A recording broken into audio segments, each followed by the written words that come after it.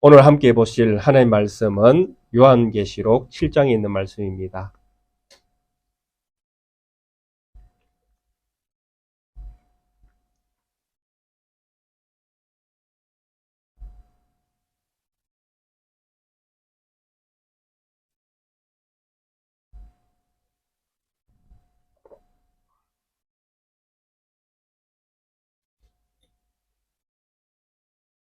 요한계시록 7장에 있는 말씀을 한 목소리로 1절부터 마지막 17절에 있는 말씀까지 합독하도록 하겠습니다.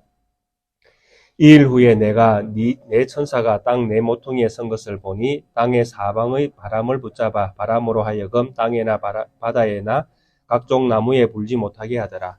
또 봄에 다른 천사가 살아계신 하나님의 인을 가지고 해 돋는 데로부터 올라와서 땅과 바다를 해롭게 할 권세를 받아 네 천사를 향하여 큰 소리로 외쳐 이르되 우리가 우리 하나님의 종들의 이마에 인치기까지 땅이나 바다나 나무들을 해하지 말라 하더라.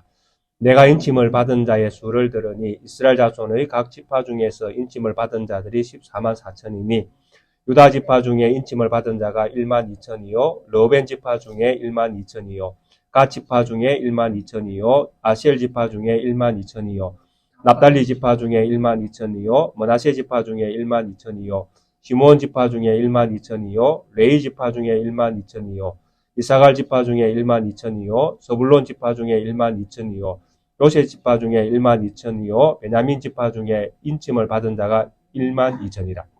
이 일 후에 내가 보니 각 나라와 족속과 백성과 방언에서 아무도 능히 셀 수 없는 큰 무리가 나와 흰옷을 입고 손에 종려가지를 들고 보좌 앞에 어린 양 앞에 서서 큰 소리로 외쳐 이르되 구원하심이 보좌에 앉으신 우리 하나님과 어린 양에게 있도다 하니 모든 천사가 보좌와 장로들과 네 생물의 주위에 서 있다가 보좌 앞에 엎드려 얼굴을 대고 하나님께 경배하여 이르되 아멘. 찬송과 영광과 지혜와 감사와 존귀와 권능과 힘이 우리 하나님께 세세토록 있을지어다. 아멘 하더라. 장로 중 하나가 응답하여 나에게 이르되 이 흰옷 입은 자들이 누구며 또 어디서 왔느냐.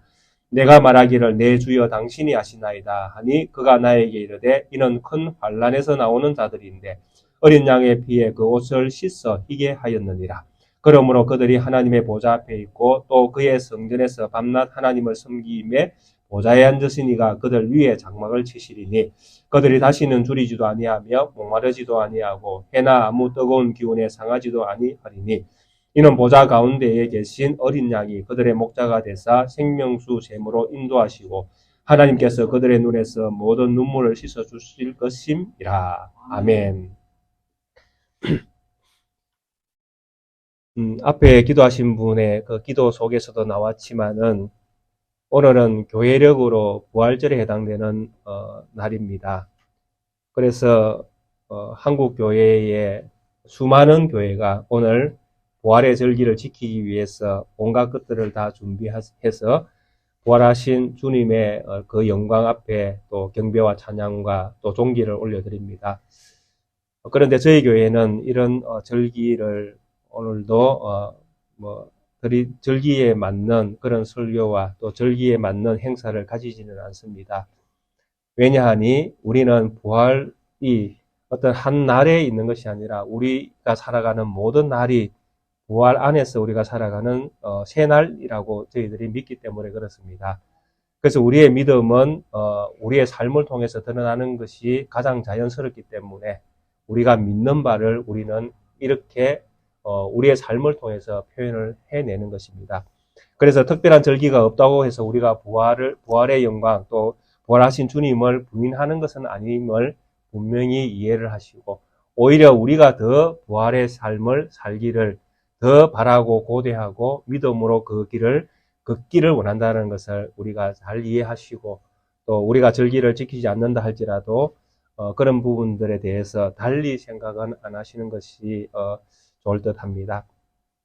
지난 주간에 우리가 함께 말씀을 살펴보았던 요한계시록 6장에 있는 말씀은 인이 떼어질 때마다 이제 앞으로 장차 이 세상 가운데 어떤 환란이 이제 오게 되어지는가 하는 이런 부분들에 대하여 초점이 맞추어져 있었습니다.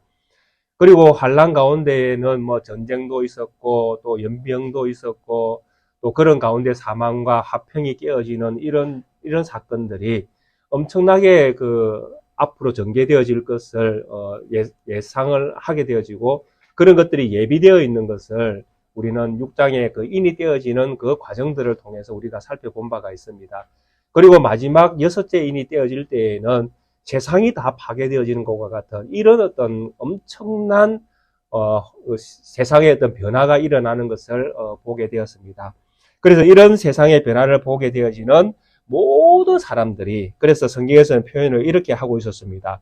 땅의 임금들, 왕족들, 장군들, 부자들, 강한 자들, 모든 종과 자유인들이 굴과 산들, 바위 틈에 숨어, 이렇게 모든 사람들이 다 이 환란을 맞이해서 어찌할 바를 알 수 없는 그 죽음과 공포, 두려움 속에서 어떻게 헤어나올 수 없는, 피할 수 없는 그런 어떤 상황을 보면서 그들이 고백했던 마지막 성경 17절의 그 구절이 무엇이었는가 하면, 이 진노의 큰 날이 이르렀으니 누가 능히 서리요? 라는 질문으로 이 6째 인이 떼어지는 이 순간에 이 질문으로 모든 인이 떼어지는 그 과정의 마지막이 이렇게 전개가 되었다라는 것입니다.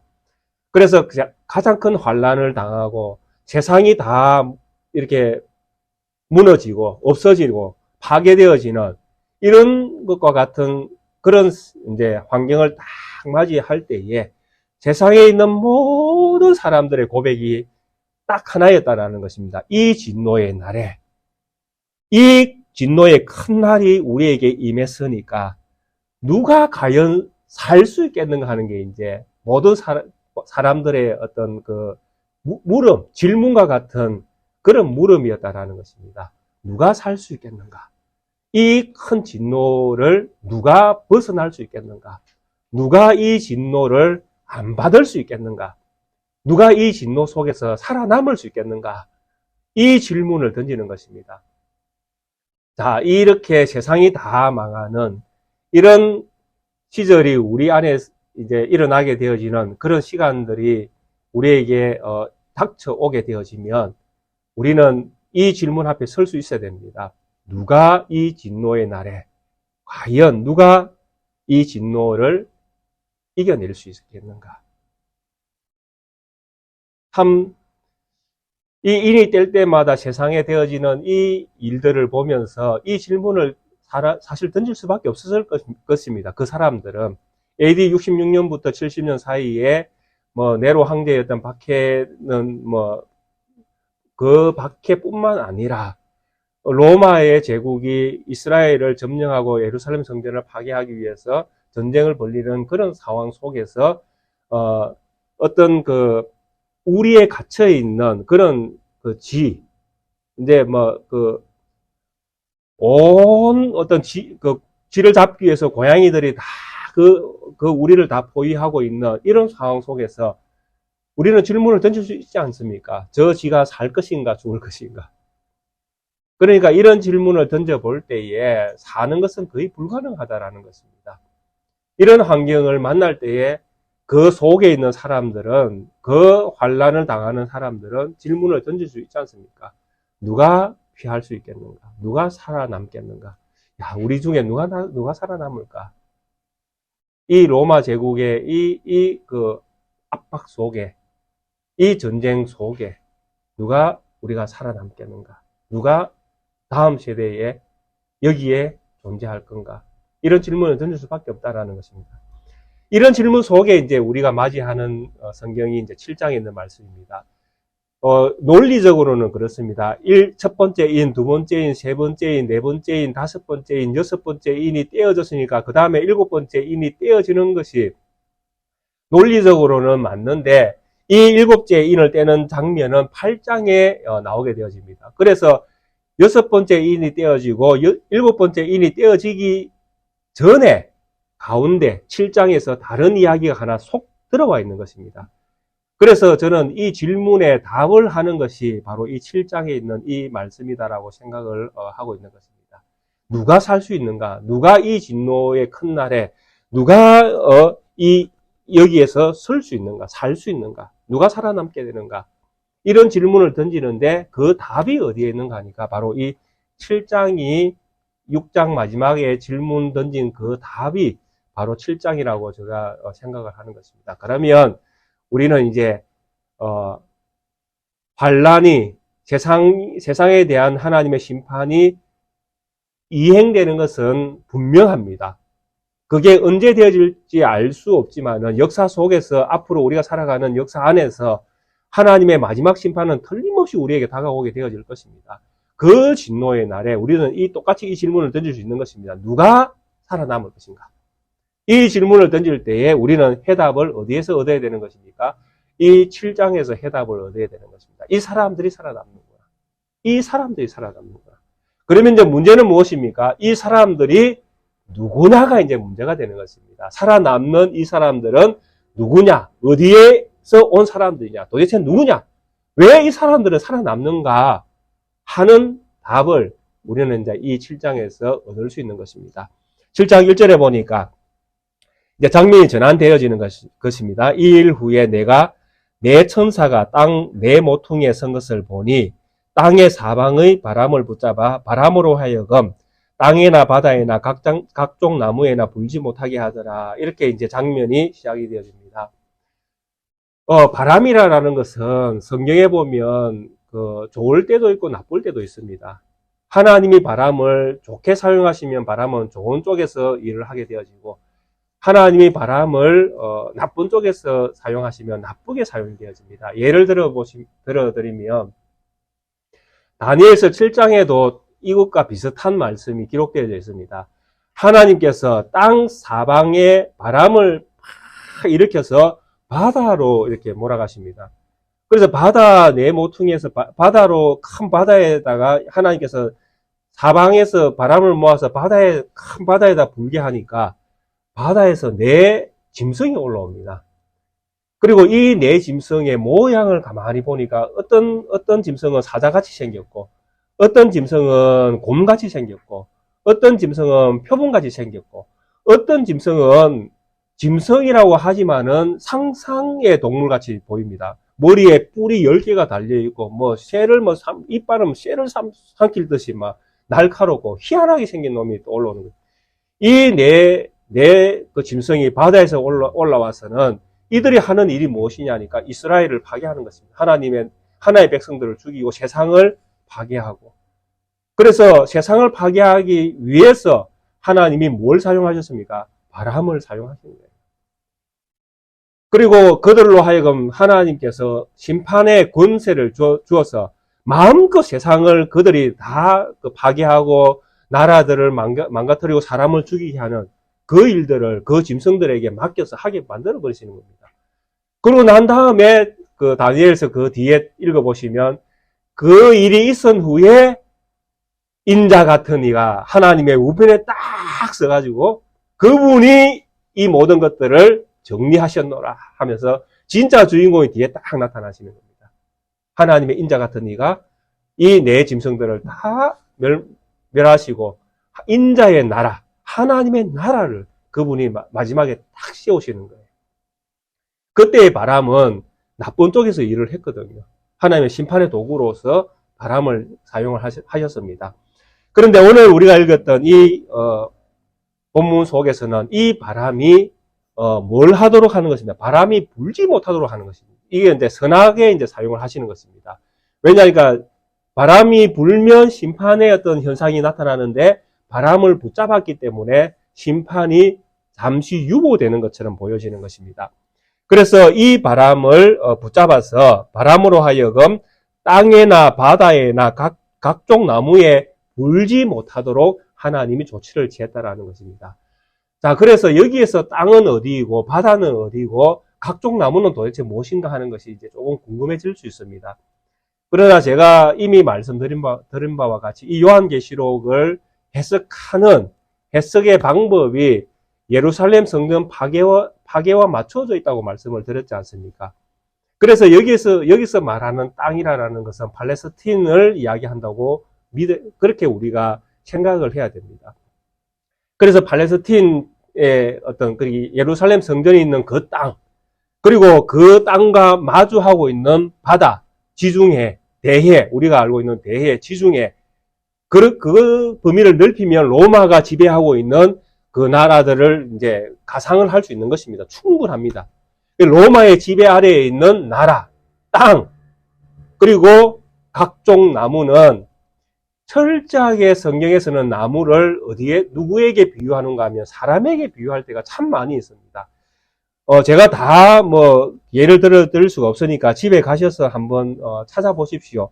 출애굽기 15장 17절, 사사기 9장 8절에서 15절, 이사야 61장 3절, 예레미야 17장 5절에서 8절, 거기에 보면 전부 다 나무가 믿는 백성들, 사람들, 때로는 일반 사람들, 이런 비유를 할 때 철저하게 나무에 비유합니다. 하나님께서 하나님의 산에 이스라엘을 심기 위해서 저들을 애굽에서 불러냈다 할 때에 산에 뭘 심습니까? 나무를 심잖아요. 그때에 이스라엘을 뭘로 비유했습니까? 하나님이 나무로 비유했습니다.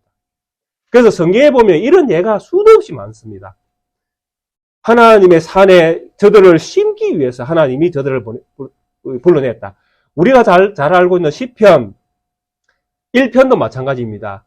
하나님께서 믿는 백성들을 비유할 때 시냇가에 심은 나무가, 이렇게 이야기하잖아요. 시냇가에 심은 나무가 씨를 쫓아 가시를 맺음과 같이. 그때에도 사람을 비유하는 것입니다. 이 나무가. 그래서 이런 비유들이 수도 없이 성경에는 많이 있습니다. 그래서 여기에서도 이 각종 나무는 그 안에 살고 있는, 그 땅에 살고 있는 사람들로 볼 수 있습니다.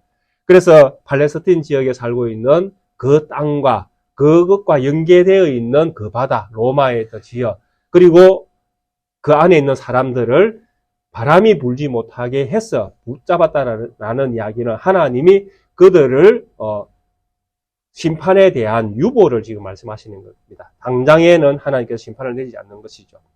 자, 그러면서 2절에 이렇게 말합니다. 또 봄에 다른 천사가 살아계신 하나님의 인을 가지고 해 돋는 데로부터 올라와서 땅과 바다를 해롭게 할 권세를 받은 네 천사를 향하여 큰 소리로 외쳐 이르되 우리가 우리 하나님의 종들의 이마에 인치기까지 땅이나 바다나 나무들을 해하지 말라 하더라. 근데 조건이 딱 붙었죠. 나무와 또 바다와 땅을 해하지 않는 조건이 무엇입니까? 언제까지?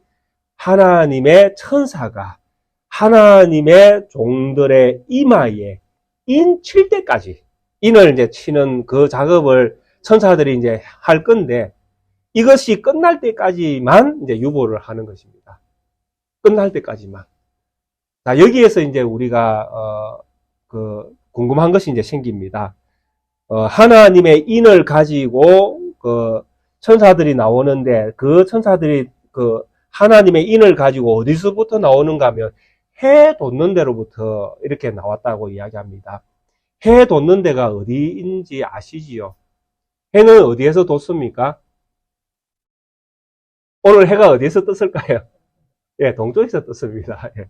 동쪽에서, 우리의 관점에서 해는 항상 동쪽에서 떠서 어디로? 서쪽으로 진다라고 우리는 그렇게 믿습니다. 그죠? 지구가 돈다라고 표현을 하지 않고, 해가 떴어. 해가 진다라고 우리는 표현을 합니다. 그런데 이 해가 어디에서 뜨는가 하면 동쪽에서 뜹니다. 근데 성경이 가지고 있는 동쪽이란 개념이 무엇인지 아십니까? 성경이 가지고 있는 동쪽이 어떤 의미로 사용되시는지 아십니까? 동쪽은 하나님이 계신 곳입니다. 그게 가장 먼저 어디에 나오는가 하면 에덴 동산에서 나옵니다. 하나님께서 에덴에 있는 동산을 어디에 세웁니까? 동편에 세웁니다. 에덴의 동편에 동산을 지어서. 그리고 우리 예수님의 성체에서 어디로 가십니까? 동쪽으로 가셨습니다. 이해되십니까? 예. 하나님이 계신 자리를 이야기할 때 항상 성경은 동쪽을 이야기합니다. 그래서 여기에서 해 돋는 편에서 올라왔다는 이야기들, 이들이 철저하게 하나님 쪽에서, 하나님의 편에서 일을 하는 천사들인 것을 우리에게 암시해 주는 거예요. 선한 천사들이죠. 그래서 이 선한 천사들이 동쪽으로부터 올라와서 땅과 바다를 해롭게 할 권세를 받은 천사들에게 그 명령을 내린 것입니다. 땅과 바다와 나무들을 해하지 말라. 왜? 무엇 때문에? 우리가 우리 일을 할 때까지 너는 잠시 머물러 있으라라는 것입니다. 네 일을 하지 말고 우리 일이 끝나면 그때 네 일을 하라라는 것입니다. 그래서 이 천사들이 해돋는 편에서 왔던 이 천사들이 해야 될 일이 무엇이냐 하니까 하나님 편에 서 있는 사람들, 하나님의 종들의 이마에 인치는 작업을 하겠다라는 것입니다. 자, 여기서 이제 제가 질문을 하나 던져보겠습니다. 우리 주집사님 인 맞으셨습니까? 안 맞았습니까?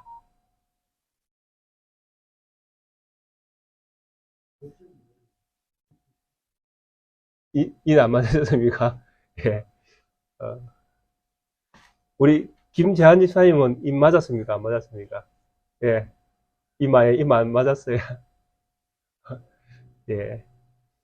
이게 그 이단들이 가장 많이 사용하는 이 이제 방법, 이 인치는 이런 부분에서 나오기 시작합니다.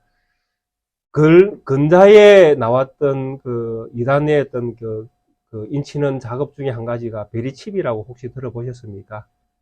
예, 그걸 절대 맞으면 뭐 그 소유하면 안 된다, 또 뭐 가지면 안 된다 이렇게 이야기하는데 그런 것들을 이제 우리는 혹시 하나님께서 인치는 또 이런 것과 연계돼서 이해할 수 있는가 하는 이런 부분들을 이제 그 우리의 시대에 그 고민거리지만은 저는 사실 그런 고민거리도 아닙니다. 저에게는. 그런데 이단들은 그런 것들을 통해서 뭐 그것이 뭐 적그리스도가 되는 것처럼 베리칩이 꼭 적그리스도인 것처럼 또 그것을 맞으면 안 되는 것처럼 받으면 안 되는 것처럼 예전에는 그랬습니다. 바코드를 가지고 또 그랬습니다. 뭐 바코드를 절대 뭐 새기면 안 되니 몸에 새기면 안 되니 요즘에는 최근에는 백신을 가지고도 또 그런 유머가 돌았지 않습니까? 백신을 맞으면 되니 안 되니 왜 백신 속에 뭘 넣어가지고 사람을 주장하니 많이 막 그런 별의별 이야기들이 다 돌았던 것들을 우리가 이해를 하지 않습니까? 그래서 그 모든 것들을 잠재울 수 있는 것이 오늘 우리가 보고 있는 이 본문의 말씀입니다. 이것이 제대로 해석되어지면 절대로 세상이 말하고 있는 이상한 어떤 논리를 가지고 세상의 모든 거짓 것들을 가지고 참인 것처럼 이야기하는 그들의 근모술수적인 말들을 다 막을 수 있습니다. 이 본문에 있는 이 말씀만 잘 해석하게 되어지면 제가 질문을 던지는 이유들은 제가 먼저 말씀을 드립니다. 절대 오해하지 마십시오. 제가 어떤 분에게 질문을 던지고 답을 이렇게 묻고 하는 것은 절대 그분을 제가 핀잔 주기 위해서 하는 게 아닙니다. 제 의도는 우리 모두의 기억 속에 잘 간직되기를 원하는 바람입니다. 그거 하나밖에 없습니다. 질문을 던지고 받는 가운데에 그 질문이 더 오래 기억에 남거든요. 그래서 그런 어떤 일들을 위해서 제가 질문도 하고 하니까 제 질문에 대해서 오해는 절대 하지 마시기를 바랍니다. 인친다라는 거, 이거는 성경이 우리에게 끊임없이 말씀해 주셨습니다. 무엇으로 인을 치는지. 그리고 이 인을, 우리는 반드시 뭘 해야 됩니까? 받아야 됩니다. 믿습니까? 예, 오늘 본문에 그랬잖아요. 해 돋는 편에서부터 올라온 하나님의 천사가 하나님의 종들의 이마에다가 인을 치겠다라고 말씀을 하셨습니다. 그러니까 우리는 무조건 인침을 받아야 됩니다. 왜? 그래야 우리가 누가 됩니까? 하나님의 종이 되는 것입니다. 하나님의 종들에게 인을 치잖아요. 다른 사람에게 인을 치는 것이 아니라 인침을 받는 그 사람은 누구냐 하니까 하나님의 종인 것이 인정이 되는 거예요. 누가 이 환난 가운데에서 설 수 있겠는가라는 이 질문에 지금 답을 딱 주는데 그 답이 무엇이냐니까 인 맞은 자가 되어야 된다는 거예요. 하나님 편에서 하나님의 천사가 인을 치는 그 사람이 이 환난 가운데서 서는 자다라는 것입니다. 이 사람만 사는 거예요. 그러니까 저와 우리 모든 성도님들은 뭘 해야 됩니까? 이마에다 인을 박아야 된다는 이야기입니다. 그런데 이 인치는 이것이 우리가 그 세상에 듣고 있는 베리침이나 이런 것이 아니다라는 것입니다. 절대 이게 아닙니다. 자, 그러면 우리는 인을 어떻게 맞아야 되겠습니까? 고린도후서 1장 22절 좀 떼어주십시오. 잘 맞으시기를 바랍니다. 오늘 네, 잘 맞으셔야 됩니다. 근데 결론부터 말씀을 드리면, 어떤 집사님은 아직 인을 안 맞았다 그러는데, 인 안 맞으면 큰일 납니다. 지금 맞고 여기 계셔야 됩니다. 이해되십니까? 예, 우리가 이미 인 맞은 자라고 제가 말씀을 드리는 거예요. 이마에 인이 안 보인다고 해서 인을 안 맞은 것이 아니라, 우리는 모두 인을 맞았다라는 것입니다. 고린도후서 1장 20절에 뭐라고 되어 있습니까? 그가 또한 우리에게 인치시고 보증으로 우리 마음에 성령을 주셨으니. 자, 성령을 가지고 계십니까? 예. 그러면 우리는 인 맞았습니까? 안 맞았습니까? 맞았습니다. 제가 지금 제 이야기를 하는 것이 아니라 성경에 기록되어 있는 말씀을 제가 지금 읽어드리는 것 뿐이에요. 성경은 그가 또한 우리에게 인치시고, 누가? 여기에는 천사가 인을 친다고 하지만 실제로 인을 치는 분이 누구입니까? 하나님이세요. 천사는 대리 역할만, 그가 하나님의 분부를 따라서 하나님이 하라고 한 일을 대신할 뿐이지, 진짜 그 일을 하시는 분은 누구입니까? 하나님이시잖아요. 그래서 하나님이 우리에게 인을 치시고 보정은 무엇입니까? 우리가 입맞은 자인 것을 확정해주는, 그죠? 우리가 입맞았다는 것을 누구도 부인할 수 없는, 그것을 우리 마음에 무엇을 주심으로? 성령을 주심으로. 그래서 우리는 성령 안에 있고, 그래서 부활의 영광에 참여했고, 우리는 부활의 삶을 살지 않습니까? 그러니까 우리는 뭐 맞았다? 입 맞았다라는 것입니다. 자, 한 군데 더 보겠습니다. 에베소서 1장 13절 한번 찾아주십시오. 자, 에베소서 1장 13절을 같이 한번 읽어보겠습니다. 그 안에서 너희도 진리의 말씀 곧 너희의 구원의 복음을 듣고 그 안에서 또한 믿어 약속의 성령으로 인치심을 받았으니. 누구를 통해서? 성령으로 무엇을? 인치심을 받았으니. 자, 우리가 이제 입맞는 도구가 여기서 나옵니다. 우리가 입맞았다고 이야기할 수 있는 이 인이 도대체 무엇인가 하는 것이 여기에 딱 나옵니다. 자, 눈 크게 뜨고 보십시오. 우리에게 인을 탁 치는 인이 도대체 무엇입니까? 13절을 크게 한번 보십시오. 우리는 무엇으로 인을 맞고 있습니까? 예? 예, 진리의 말씀. 곧 너희 구원의 복음을 듣고 그 안에서 믿고 성령을 받는 거잖아요. 우리에게 인을 치는 도구가 무엇입니까? 진리의 말씀이에요. 그런데 이 진리의 말씀 누구를 믿는 말씀입니까? 예수 그리스도를 우리의 구세주로 믿는 믿음. 이것이 무엇이다? 인치는 도구다라는 것입니다. 그래서 제가 먼저 말씀드렸잖아요. 우리가 인 맞았습니까? 라고 할 때에, 예, 어떻게? 내가 예수 그리스도를 나의 구세주로 믿기 때문에. 그것이 인치는 도구입니다. 그것이 내가 인 맞은 증거입니다. 그것을 내가 믿기 때문에 내 안에 누가 오시는 것입니까? 성령 하나님이 오시는 것입니다. 내가 예수 그리스도를 나의 구세주로 고백도 안 하는데 성령이 왜 오십니까? 성령은 고백하는 자에게 오시잖아요. 이것이 인치시는 방법이고, 인치시는 증거가 우리 속에 있는 그 증거가 이 바로 성령이 확정해주고 있다는 것입니다. 한 군데만 더 보겠습니다. 에베소서 4장에 있는 말씀입니다. 4장 30절에 있는 말씀입니다. 4장 30절에 뭐라고 말씀합니까? 하나님의 성령을 근심하게 하지 말라. 그 안에서 너희가 구원의 날까지 무엇을 받았으니? 인치심을 받았으니. 성경은 끊임없이 우리에게 뭐라고 말씀하고 있습니까? 인치심을 받았다, 안 받았다? 인치심을 받았다. 그러면 우리는 베리칩을 맞아도 됩니까? 안 됩니까? 예? 됩니다. 왜 안 돼요? 베리칩이 우리를 무너뜨리지 못한단 말입니다. 왜? 우리가 성령 안에 있는데 뭘 만든들, 뭐가 걱정입니까? 그런 거는 우리의 필요에 따라서 우리가 핸드폰 사용하듯이 사용하면 됩니다. 이해되십니까? 그것이 나를 무너뜨리는 도구가 될 수 없다라는 이야기입니다. 왜? 우리에게 인치신 것은 성령으로 이 인치심을 어디에다 새겨버렸습니까? 우리의 마음에다 새겼기 때문에 그렇습니다. 이것은 누구도 빼앗을 수 없어요. 그러니까 우리에게 어떤 도구, 베리칩이라느냐 그 할아버지가 오더라도 우리는 겁낼 이유가 없습니다.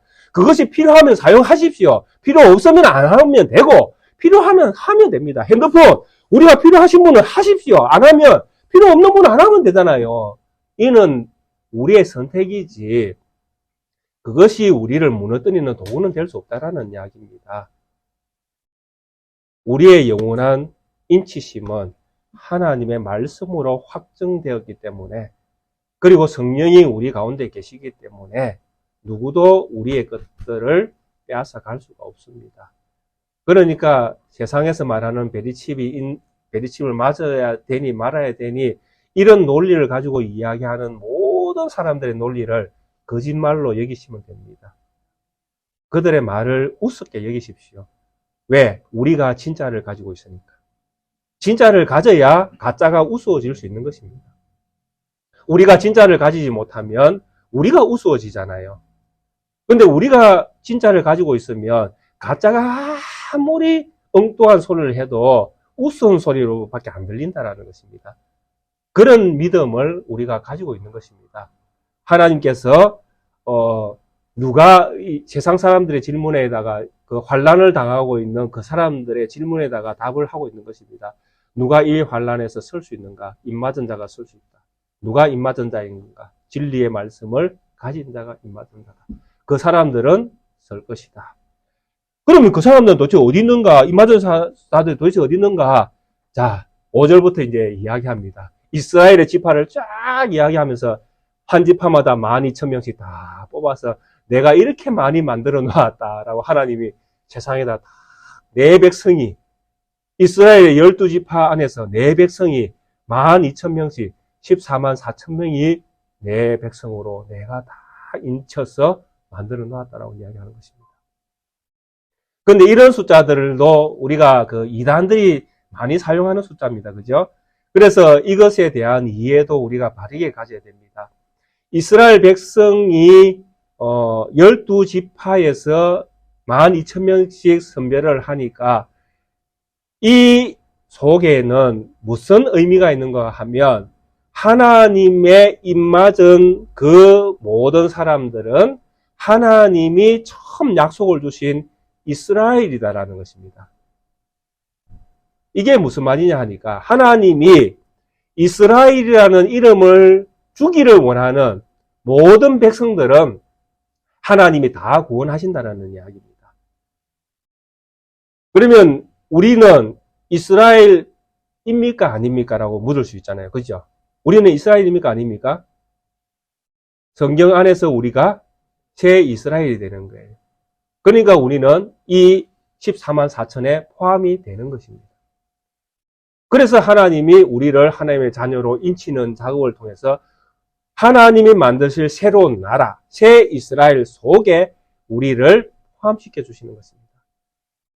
그런데 여기에서 하나의 교훈이 들어 있습니다. 그 교훈이 무엇이냐 하니까 이스라엘의 12지파의 이름이 상 이렇게 열거되고 있는 이 이름 속에 한 지파가 빠져 있습니다. 이걸 잘 보셨는지는 모르겠지만은 왜 한 지파가 빠졌는가 하면 이스라엘은 분명히 12지파입니다. 그런데 요셉이라는 지파가 두 지파를 집어넣어 버립니다. 요셉은 요셉 지파 한 지파만 들어가야 되는데 요셉과 므낫세가 같이 이스라엘 지파 속에 들어와 있습니다. 그러니까 한 지파에서 두 지파가 생겨버리는 것입니다. 그러면 총 13지파가 되어집니다. 그러니까 13지파 중에서 한 지파는 빠져야 12지파가 됩니다. 그래서 한 지파가 빠지게 되어집니다. 누구일까요? 예, 다한 지파가 빠져 있습니다. 다한 지파가 왜 빠져 있는가라는 이유에 대해서 정확하게 설명은 드릴 수 없지만은 저는 6장이 그 질문에 대해서 답을 준다고 생각합니다. 이 환란의 날에 누가 능히 설 것인가라고 할 때에 다한 지파는 설 수 없다라는 것입니다. 다른 지파는 하나님의 은혜 속에서 그 지파의 어떤 분량을 차지하게 되어지지만은 다한 지파는 약속 안에 있었지만은 하나님의 그 약속을 유업으로 받지 못하는 사람들이 되었다라는 것입니다. 이유가 무엇일까요? 그 이유는 집에 가셔서 꼭 한번 읽어보십시오. 다한 지파가 빠지게 된 이유는 제가 볼 때에는 사사기 17장과 18장에 관련성이 있습니다. 엄청나게 악해졌습니다. 다한 지파가. 해도 그렇게 악해질 수 없습니다.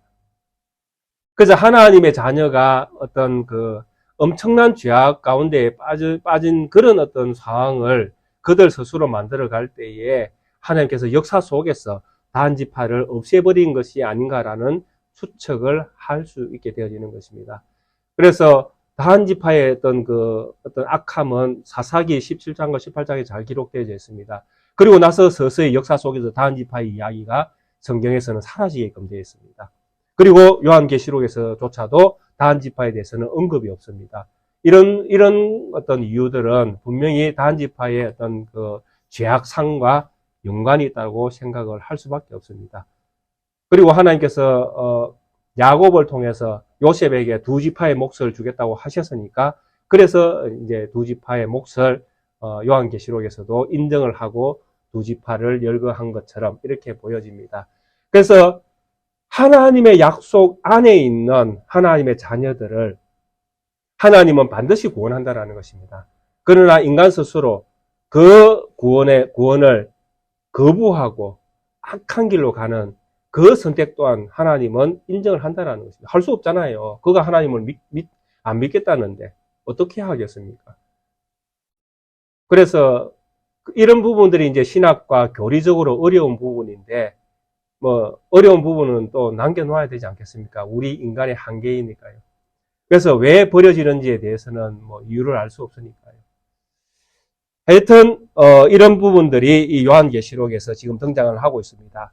그리고 이 지파들을 이야기할 때에 9절에 보면 이런 말씀이 있습니다. 이 일 후에 내가 보니 각 나라와 족속과 백성과 방언에서 아무도 능히 셀 수 없는 큰 무리가 나와서 흰옷을 입고 손에 종려 가지를 들고 보좌 앞과 어린 양 앞에 서서 큰 소리로 외쳐 이르되 구원하심이 보좌에 앉으신 우리 하나님과 어린 양에게 있다라는 노래를 부릅니다. 그래서 앞에서 14만 4천 명이 이제 등장을 했고 그 뒤에 또 큰 무리가 능히 셀 수 없는 큰 무리가 흰옷을 입고 손에 종려나무 가지를 들고 보좌 앞과 어린 양 앞에 서 있다라고 이야기합니다.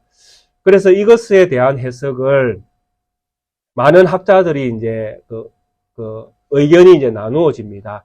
14만 4천과 흰 옷을 입은 큰 무리는 다른 사람들이다라고 보는 견해가 있고요.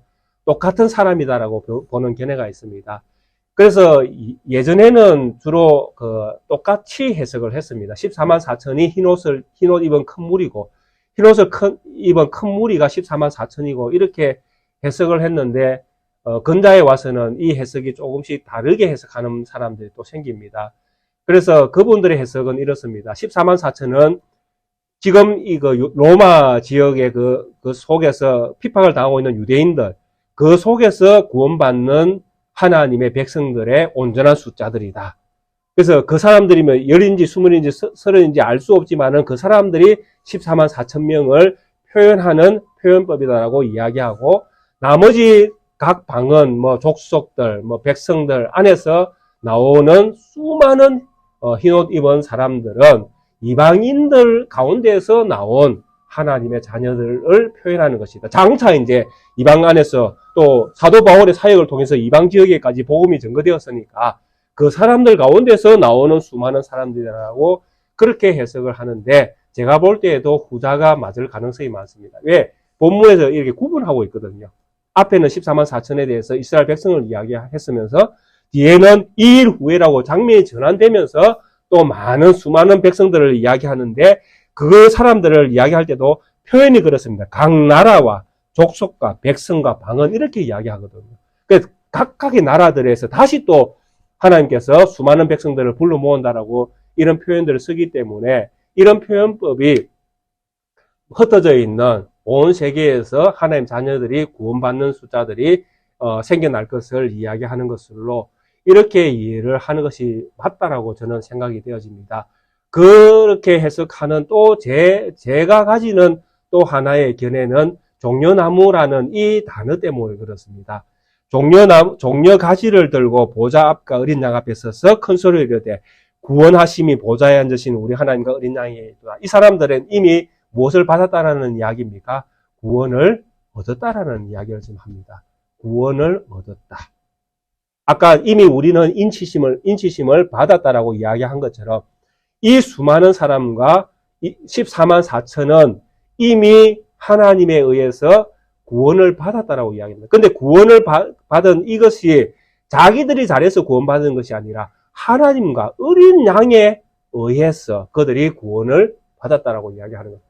그래서 모든 사역에 우리의 구원과 우리의 삶과 우리의 믿음의 역사 안에 모든 찬양과 경배와 영광은 누가 받아야 되는 것이 옳습니까? 하나님과 어린 양이 받아야 되는 것이 옳습니다. 왜? 우리의 삶의 모든 영역에서 이것을 주관하시는 분이 하나님이시기 때문에 그렇습니다. 그래서 앞서 우리가 보았던 그 면류관을 썼던 그 24장로들도 하나님 앞에서 마지막에 면류관을 벗어버리잖아요. 벗어서 하나님의 보좌 앞에 던지잖아요. 모든 영광은 하나님께라고 하면서 이런 것들이 성경이 가지고 있는 공통적인 말씀의 어떤 요지입니다. 우리가 받는 영광은 없습니다. 우리가 받는 영광이 아니라 우리의 삶의 모든 주권은 하나님으로부터 주어진 것이기 때문에 모든 영광은 하나님이 받으셔야 된다는 것입니다. 자, 그런데 지금 이 구원을 받은 이 사람들이 무엇을 들고 있다고 말씀드렸습니까? 종려가지를 들고 있다고 이야기합니다. 그래서 이 종려가지가 이제 이 모든 사람들, 그러니까 흰옷을 입은 모든 사람들이 이방인들이라고 이해할 수 있는 근거가 제가 종려가지를 지금 이야기한 것입니다. 레위기 23장에 있는 말씀을 잠시만 읽어보겠습니다.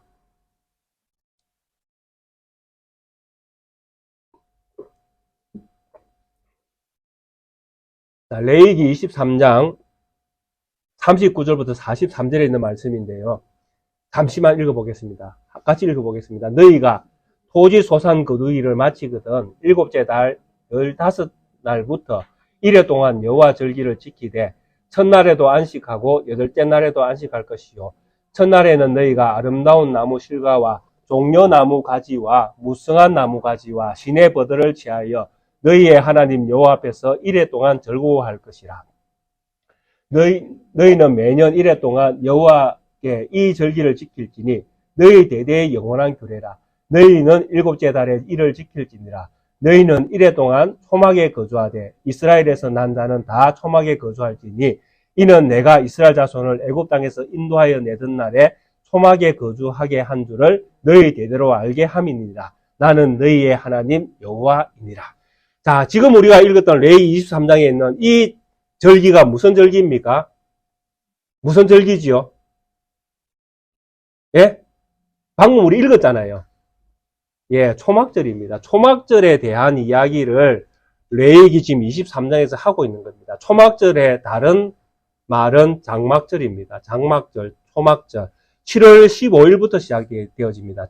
모든 추수가 다 끝나고 난 다음에 모든 추수가 다 끝났다는 이야기는 이스라엘 백성이 이제 한 해를 다 잘 살았다는 이야기입니다. 다 살았다. 한 해를 잘 살았다. 하나님의 은혜로 다 살았다. 그러고 나서 절기를 지키는 게 장막절, 초막절입니다. 무슨 이야기입니까? 쉴 때가 됐다는 이야기죠. 이제 우리가 쉴 때가 됐다. 근데 우리가 지금 쉴 때가 됐지만은 우리가 이렇게 편하게 산 것은 무엇이 있었기 때문에 초막에서 살던 시절이 있었기 때문에 지금 우리가 살고 있는 이 새 집은 이런 과정 속에서 베푸신 하나님의 은혜로 우리가 이제 우리의 집, 가나안 땅의 집 들어간 겁니다. 가나안 땅에서 새 집이 생긴 겁니다. 그 속에서 농사를 짓고 한 해를 잘 산 겁니다. 그리고 나서 옛날에 우리가 초막에 살았던 날이 있었지 하면서 초막절을 지키는 것입니다. 그러니까 지금 현재 이스라엘 백성은 어디에 살고 있습니까? 요즘 시대를 말하면 아파트에 살고 있는 것입니다. 편안하게 아파트에 살고 있는데 한 해 농사 다 짓고 이제 편안하게 쉴 때에 무엇을 기억합니까? 초막절을 기억하는 거예요. 예, 옛날에 우리가 강야를 지냈지. 그 강야에서 우리 초막을 짓고 살았지. 그때 우리가 어떻게 살았노? 낮에는 구름 기둥으로, 밤에는 불 기둥으로 하나님이 매일 만나를 주시고. 맞아. 모든 것이 하나님의 은혜야. 하나님이 은혜로 지금 여기까지 우리를 인도해 주셔서, 와, 우리 하나님 좋은 하나님, 감사하신 하나님, 찬양과 영광과 존귀는 우리 하나님이 받으셔야 돼. 이러면서 지키는 절기가 장막절, 초막절입니다. 그런데 이때 뭐 종려 가지를 들고 지키는 거예요. 완성. 무슨 말인지 알겠습니까? 초막절은 끝났다라는 이야기입니다. 모든 절기의 가장 마지막 절기. 완성되었다. 우리의 구원이 어떻게 됐다? 이루어졌다. 우리의 구원이 완성됐다. 그때 부르는 것이 바로 그때에 우리가 지키는 절기가 장막절인 것처럼 이 구절에서 뭐라고 이야기합니까? 이 우리의 구원은 어린 양과 그 하나님과 어린 양에게 있는데 우리가 이 여기에 모이는 이 사람들이 종려 가지를 들었다는 이야기는 이 절기가 지금 이들이 느끼는 이 믿음이 어디에까지 와 있는 것입니까? 완성까지 와 있는 것입니다. 초막절, 장막절. 그들은 이미 구원에 참여한 사람으로 이미 하나님 안에 있는 것입니다. 그래서 제가 볼 때에 이 완성은 누가 이방인도 이스라엘 백성도 모두가 참여되어지는 게 완성이잖아요. 이스라엘만 참여하고 이방인은 다음에 오고 이게 아니잖아요. 이방인도 오고 이스라엘도 오고 해가지고 한 가운데에 모든 백성이 하나님의 이름으로 모이는 그것이 완성이잖아요. 성경이 말하는 완성은 그것이거든요. 그래서 이 본문이 가지고 있는 이런 과정들을 볼 때에 뒤에 나오는 수많은 사람들은 흰옷 입은 수많은 사람들은 이방인에게서 나오는 구원받은 사람으로 보는 것이 합당하다라고 제가 이해를 하는 것입니다. 그래서 앞에 나오는 14만 4천은 이스라엘에서 구원받는 숫자들, 뒤에서 나오는 수많은 백성들은 이방인에서 나오는 사람들의 숫자들. 이 둘이 합쳐서 무엇을 이룹니까? 장막절을 이루는 거예요. 마지막 완성을 나타내는 것입니다. 이런 절기를 지금 이런 절기의 과정들을 보여주면서 이제 질문에 답을 던진 것입니다. 이 환란에서 누가 설 수 있겠는가? 야, 임마전자가 선단다. 그 임마전자는 누구이냐? 이스라엘에서 임마전사가 14만 4천이고 이방인에서 수많은 사람이 인을 맞는데 그 사람들은 진리의 말씀으로 인을 맞는단다. 그럼 그 증거가 무엇이고 그 사람들의 마음에 진리의 말씀이 새겨지고 그 마음에 성령이 함께 하신단다. 그 사람들이 누구라고? 그 사람들이 바로 하나님의 구원에 참여하게 된 그리고 이 환란에서 벗어나 영원한 생명의 나라에 가게 되어진 이 환란에서 이길 수 있는 사람들이 그들이라고 이야기하네. 그 사람들이 누구고? 우리다. 우리 낙계교회 모든 성도님들이 여기에 참여하고 있는 것입니다. 왜? 우리가 모두 입맞았기 때문에. 믿습니까? 예. 오늘 우리에게 주시는 이 말씀이 이런 논리들을 가지고 있습니다. 그래서 입맞는 이런 표현들을 이단이 많이 사용을 하고 있고 14만 4천에 대한 오해를 이단들이 참 많이 사용을 합니다. 그런 엉터리 같은 말에 절대 속지 마시고 우리가 하나님의 자녀 14만 4천에 속한 하나님의 자녀이고 우리가 바로 입맞은 하나님의 백성이다. 그러면 너희는 어떻게 입맞았노? 우리는 하나님의 말씀으로 인을 맞았다. 증거 어딨노? 내 마음에 믿음이 내가 하나님을 믿는 믿음이 증거다. 그거 어떻게 하노? 성령이 그렇게 확정해 주셔서 니는 모른다. 나는 안다. 근데 이것이 우리가 가지고 있는 믿음의 유산입니다. 이 유산을 가지시고 앞으로 우리의 삶에 어떤 일이 닥치더라도 요동치 마시고 이 진리의 말씀으로 승리하시고 주님께서 진짜 우리를 약속의 땅에 부르시고 하늘나라에 부르실 때에 그 앞에서 나의 구원하심이 하나님께 있습니다. 하나님이 나를 구원해 주셨습니다. 하고 높여드리며 그분 앞에서 당당한 하나님의 자녀로 서시는 우리 모든 낙교회 성도님들이 되시기를 주의 이름으로 축원드리겠습니다. 함께 찬송가 159장을 함께 찬양드리도록 하겠습니다.